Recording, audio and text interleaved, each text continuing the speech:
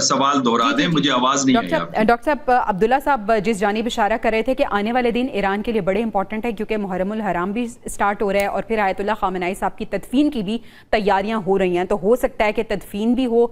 तो ऐसे में क्या आप समझते हैं कि अमेरिका दोबारा से हमले की तैयारी कर सकता है, और अगर ऐसा होगा तो कितना ज़्यादा अमेरिका के लिए ये मुश्किल हो जाएगा और ईरान इसको किस तरह से टैकल करेगा? देखिए, ये ब्लंडर होगा on the side of United states America, और मैं समझता हूँ जिस वक्त ये हिजबुल्लाह के लीडर की शहादत हुई थी और उन्हें उनकी बरियल का सेरेमनी जारी थी, जी, जी। उस वक्त इजरायली जेट फाइटर्स उड़े थे हमला करने के लिए, लेकिन अमेरिकन्स ने मना कर दिया था। तो अमेरिकन्स ये ब्लंडर कभी भी नहीं करेंगे, बिकॉज इससे मजीद अमेरिका के ऊपर क्रिटिसिज्म आएगी।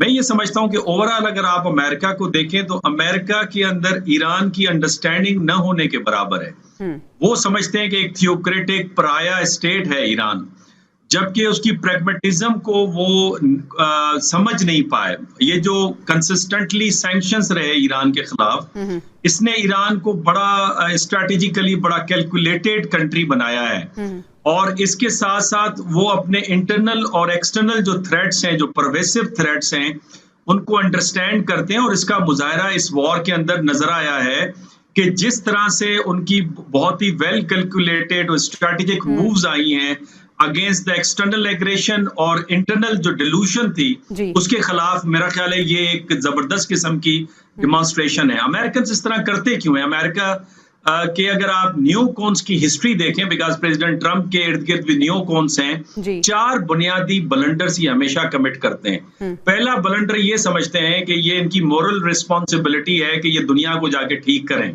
जो कॉन्सेप्ट है मैनिफेस्ट डेस्टिनी का। दूसरा ये कि ये बेनोवलेंट एक एम्पायर है, जहां जाएगी लोग इसे वेलकम करेंगे। अफगानिस्तान के अंदर, इराक के अंदर, सीरिया के अंदर, लिबिया के अंदर इनका यही ख्याल था और वो नहीं हुआ। ईरान में भी यही ख्याल था।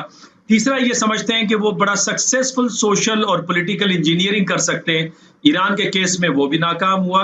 और चौथा वो ये समझते हैं कि वो ही पावर है दुनिया में, रोमन एम्पायर से ज्यादा। अगर रोमन एम्पायर दुनिया में रूल कर सकती है तो वो क्यों नहीं कर सकते? तो लिहाजा वो यूनिलैटरल एक्शन लेते हैं, वो मल्टीलैटरल फोरम्स को इग्नोर करते हैं, और यही वो ब्लंडर है